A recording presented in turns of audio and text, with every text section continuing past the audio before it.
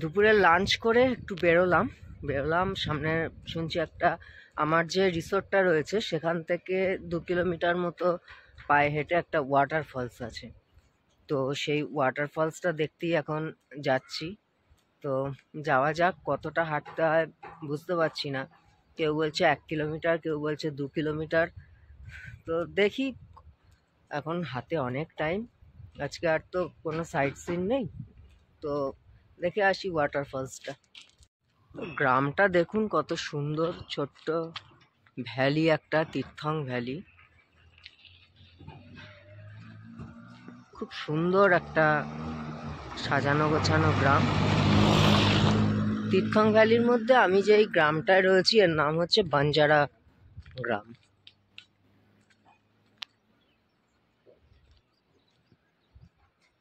এই একটা হোমস্টে দেখতে পাচ্ছি,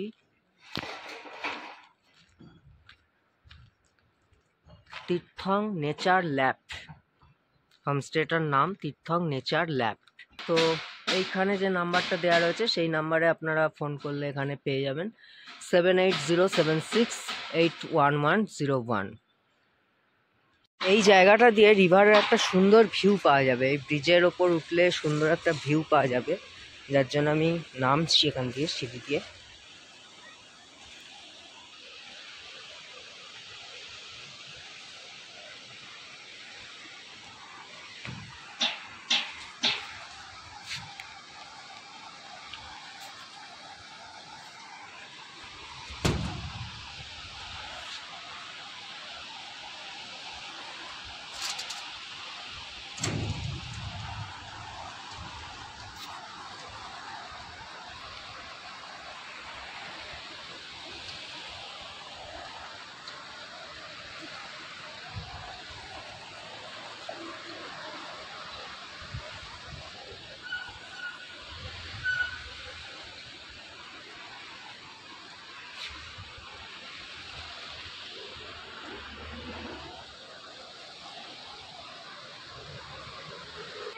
এখান দিয়ে আবার কাঠের সিঁড়ি রয়েছে, সেখান দিয়ে নিচটায় যাওয়া যাবে।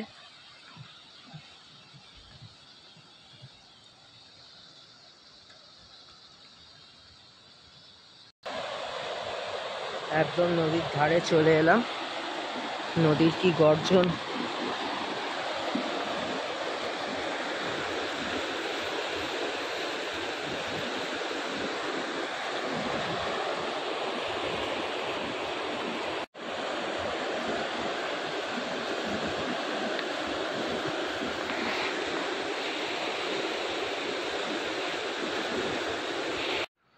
এই জায়গায় রিসোর্টগুলো দেখুন কি সুন্দর, পাইন গাছের ফাঁকে ফাঁকে রিসোর্টগুলো দেখা যাচ্ছে। পেছনে রিভার, খুব সুন্দর, অদ্ভুত সুন্দর। খুব সুন্দর বললেও মানে ভুল হবে, এত বিউটিফুল জায়গাটা লাগছে, কি বলবো।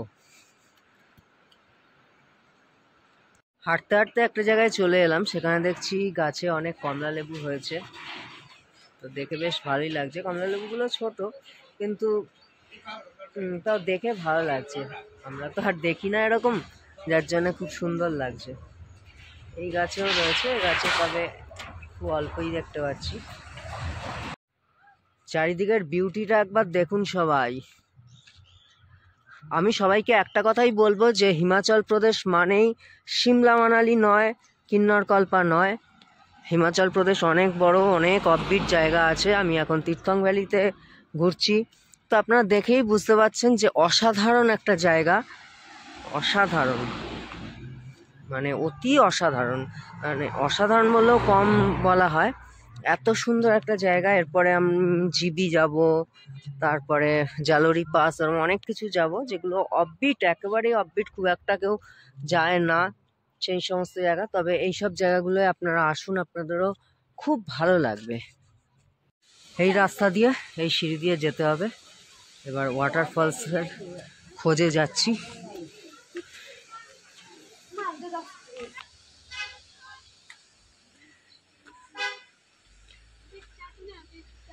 यहाँ से आधा घंटा, यहाँ से आधा घंटा। आपका आधा घंटा तो मेरा 1 घंटा हो जाएगा।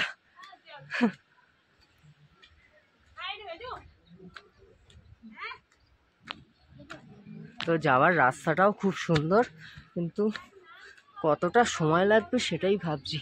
মনে হচ্ছে তো অনেক সময় লেগে যাবে। এখানকার পাহাড়ি মানুষরা বলছে আধ ঘন্টা, তার মানে আমার তো আরো অনেক বেশি লাগবে।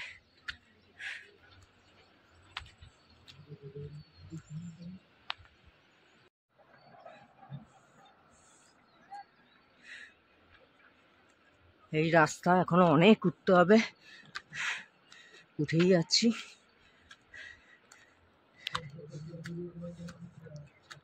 পাঁচ মিনিট হয়ে গেছে সবে, তাতেই হাঁপিয়ে গেছি। জানি না কি করে যাব।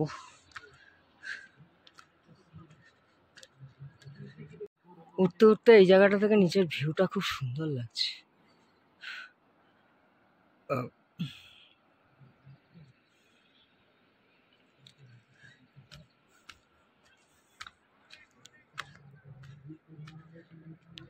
রাস্তা এরম ঘন জঙ্গলের মধ্যে দিয়ে চলছে তো চলছেই, আর এদিকে খাদ।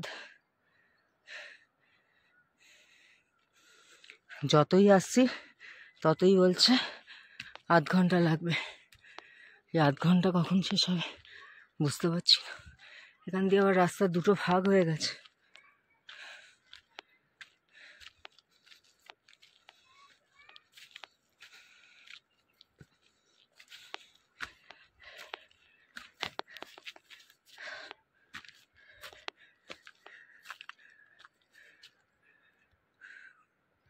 আগে তো সিঁড়ি ছিল, সিঁড়ি দিয়ে আসছিলাম, এখন আর সিঁড়িও নেই, এরম পথ।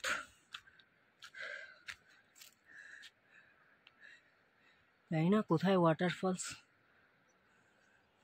চারদিকে জঙ্গল আর জঙ্গল। ওয়াটারফলস কিধার হ্যাঁ? ও নিচে মে ভুল করেছি, এখান থেকে রাস্তা দুটো ভাগ হয়ে গেল, ওখান থেকে নিচের রাস্তাটাই ওয়াটারফলসের রাস্তা। আমি ওপর দিকে উঠে এসেছি, আবার নামতে হচ্ছে। এখান থেকে দুটো রাস্তা আলাদা হয়ে গেছে, একটা রাস্তা এদিকে যাচ্ছে আর একটা এদিকে। এইটায় আমি চলে গেছিলাম, এটা ভুল রাস্তা, ওয়াটারফলসের রাস্তা এইটা।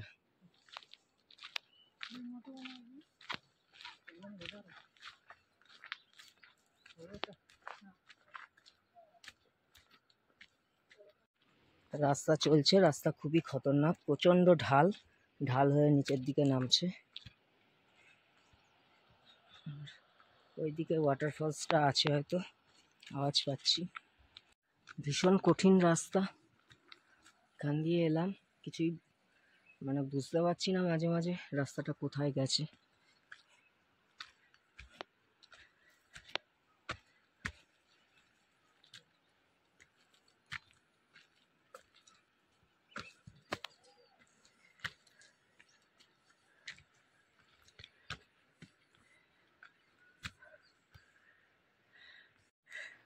রাস্তা দেখুন শেষই হচ্ছে না, আর কত কঠিন, কত সরু রাস্তা, মাঝে মাঝে তো কোনো রাস্তাই নেই, কোনো কিভাবে যে যেতে হচ্ছে।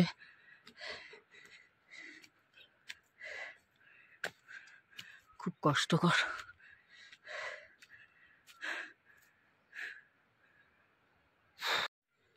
देखिए रास्ता बहुत खतरनाक रास्ता है।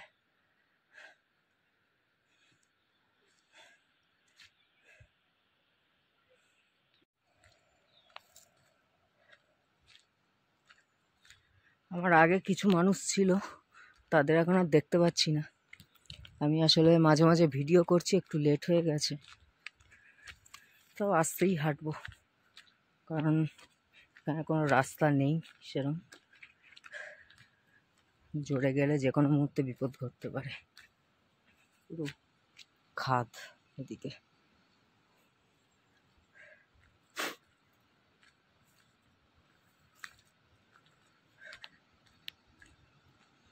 ফলসের আওয়াজ পাচ্ছি।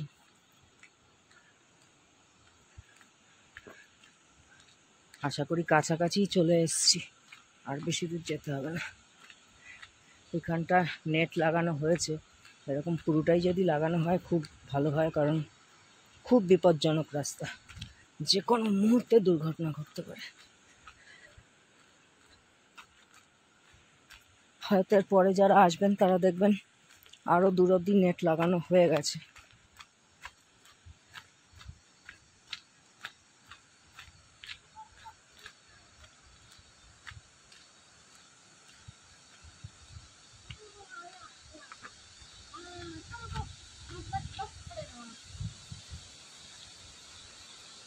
ठीक है यार, ये मैं थोड़ा नीचे दिखे पेड़ आ रहा है ना यार।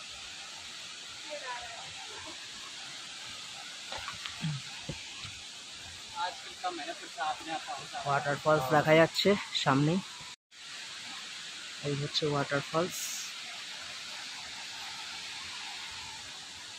আরও সামনে যাব।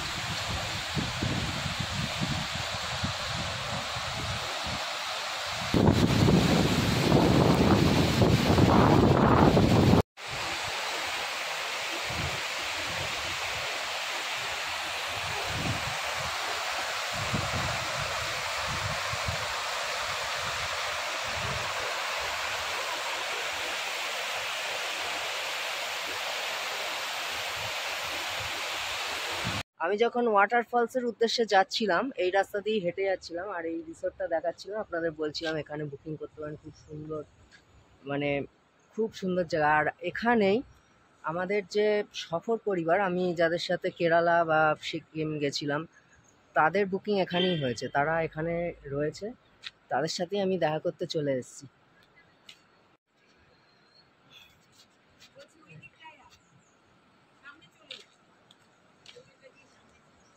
আর এই রিসোর্টটার থেকেও রিভার ভিউ খুব সুন্দর, একদম পুরো গায়ে। যে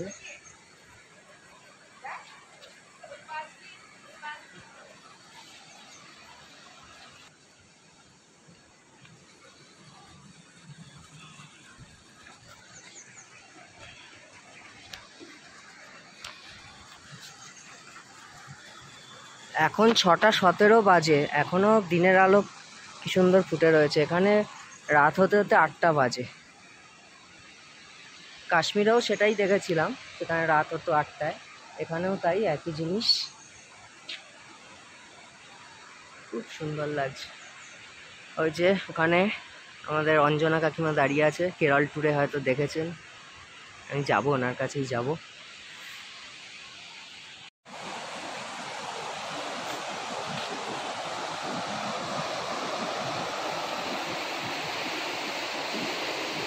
রিভার ভিউটা দেখুন, জাস্ট অসাম।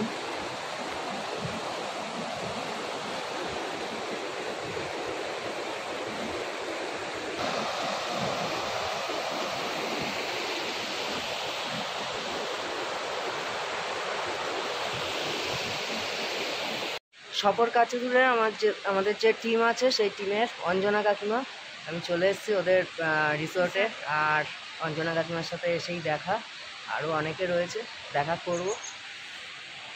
ফাইনালি ঘুরে এসে আমার রিসর্টে আমি ঢুকছি, আর রিসর্টটা দেখুন আলো দিয়ে মানে কি সুন্দর সাজিয়েছে।